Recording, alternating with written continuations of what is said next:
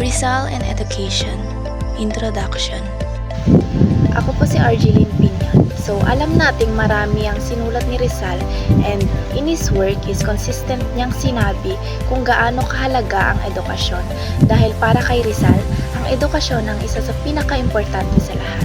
So, nagkaroon daw ng debate ang mga historians kung revolution or reforma ba talaga ang gusto ni Rizal. Pag sinabi nating revolution, isa siyang himagsikan or pag-aalsa.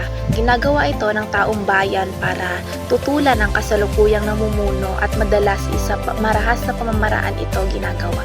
Kapag sinabi naman nating reform, ito yung pagbabago. Gusto nila ng pagbabago sa sistema o batas para maitama at mapabuti ito. So, sa debate daw po na ito is bawat historians is meron silang iba't ibang opinion.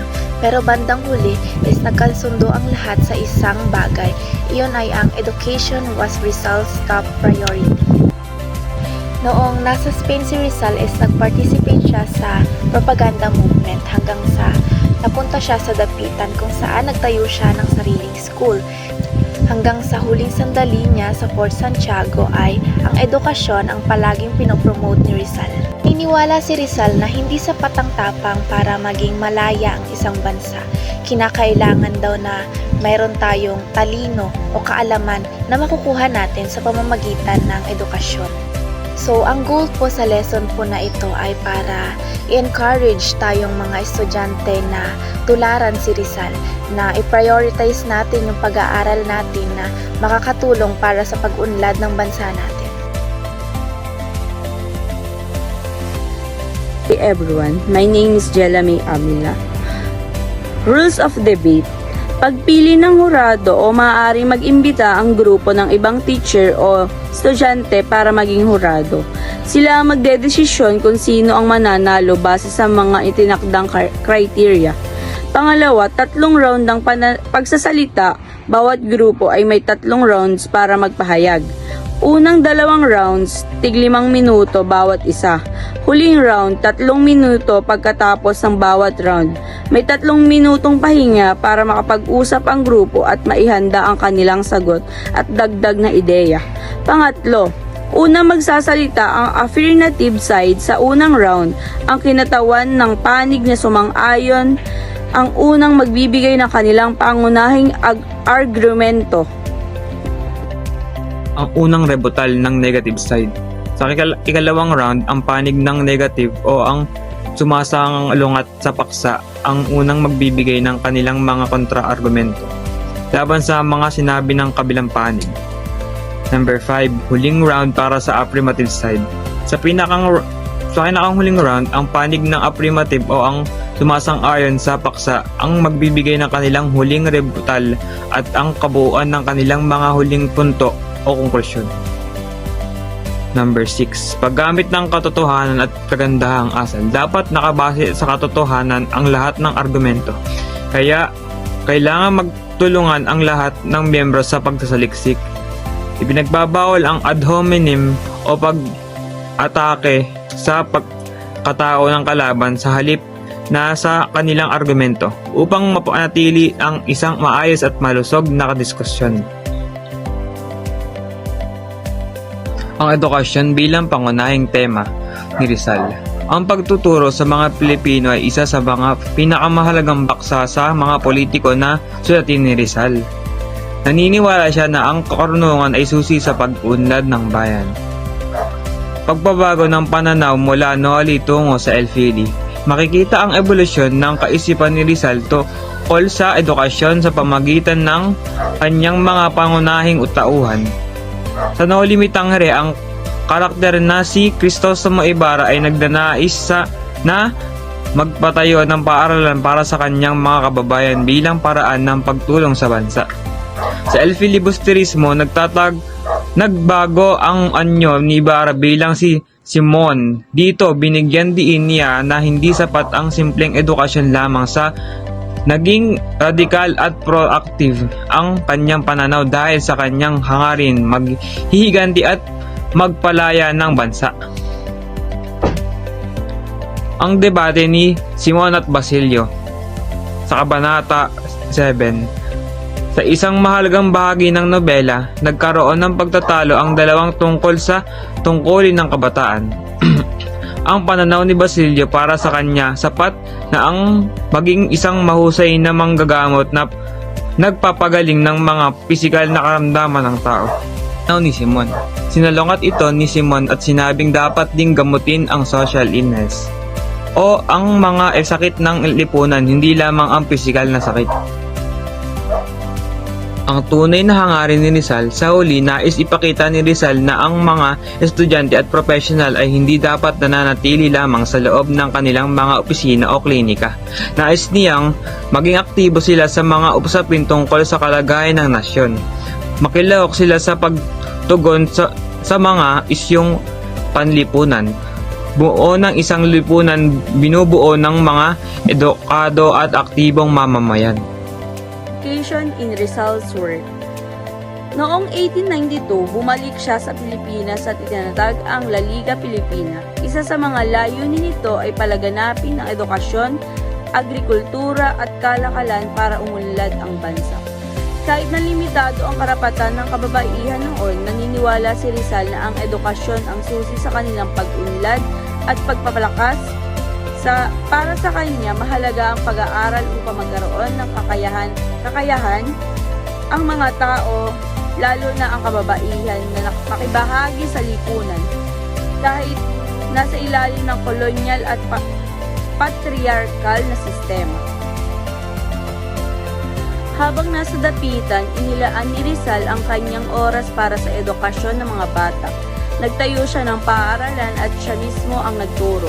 Patuloy niyang inihikayat ang mga tao na mag-aral at matuto.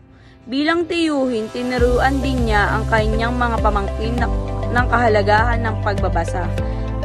Isinalin pa niya sa mga kwento ni Hans Christian Andersen para mas maging interesado sila sa pag-aaral. Education as revolution.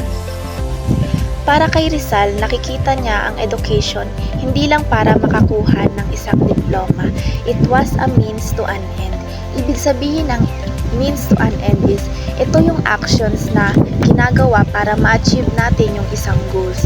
Sa autobiographical writings ni Rizal na may title na Memorias de un Estudiante de Manila, sa chapter 8 nito is nakapaloob yung isang fable na ikinuwento ni Doña Teodora kay Rizal noong bata pa siya. And ang title nun is The Moth and the Flame. Para kay Rizal, ang fire or liwanag ay sumisimbolo bilang isang edukasyon. So, ininterpret ni Rizal na ang light or fire as truth, enlightenment, and knowledge. And aware si Rizal na ang apoy or liwanag ay mapanganib and pwedeng maging sanhi ng kamatayan. During 1860s to 1870s, ang mga Pilipinong humiling ng reform or pagbabago ay ang mga educated elites o tinatawag na ilustrado at ang mga native secular priests gaya ni Padre Jose Burgos. Para sa mga Spanish colonizers, isang threat ang mga matatalinong Pilipino na maaaring magpabagsak sa kanila. Ang tingin nila sa mga estudyante ay destabilizers o sila daw yung mga nanggugulo lang sa gobyerno. So, noong mga panahong yon, kapag matalino ka ay hindi ka nila hahangaan, bagkus ay magiging target ka ng gobyerno. Pagkatapos ng Cavite Mutiny noong 1872 ay lumala daw ang sitwasyon. Nagkaroon ng massive crackdown, parang hinuli ang mga estudyante kasama ang mga pamilya nila. Para kay Rizal noong panahong yon is, ang pag-aaral ay parang isang malapit sa apoy. So, maliliwanagan ka pero pwede ka ding mapahamak o mamatay. Ang pag-uusig sa mga intelektual noong huling bahagi ng ika-19 na siglo 1880s at 1890s.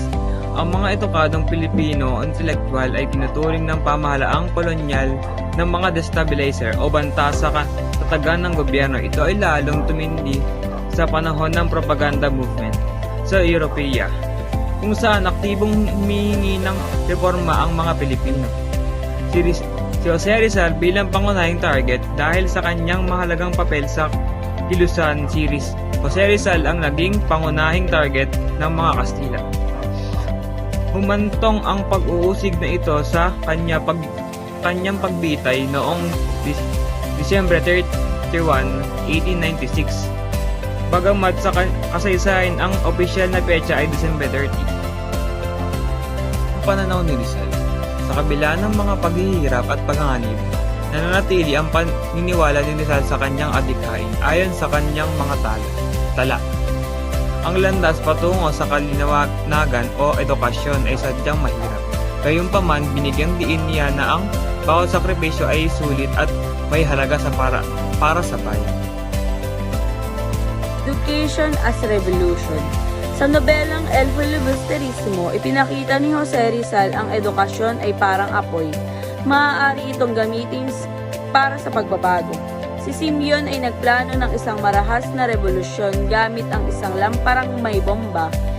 Ang gumawa nito ay isang dating guro na nagpapakita na ang kaalaman ay pwedeng gamitin sa mabuti at masama. Ngunit napigilan ito ni Isagani, isang kabataan na kumakatawan sa tamang paggamit ng edukasyon at mabuting konsensya. Sa huli, nabigo si Simeon.